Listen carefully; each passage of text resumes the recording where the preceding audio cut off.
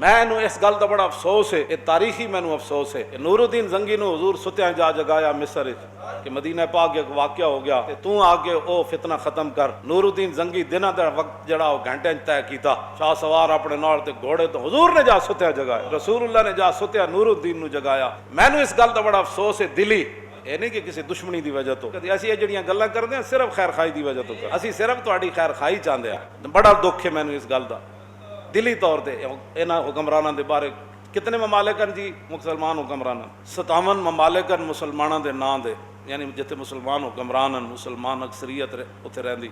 57 विच एक बंदा भी कोई नहीं सी जिन्होंने हुजूर सुत्या आज जगांदे कि भाई हज नहीं बंद करन देना, हज कराओ, हज बंद नहीं करन देना, हज भी कराओ और मेरे दर ते भी सारी दुनिया नूं लियाओ। कोई एक भी नहीं सी जिन्होंने हुजूर सुत्या आज जगांदे।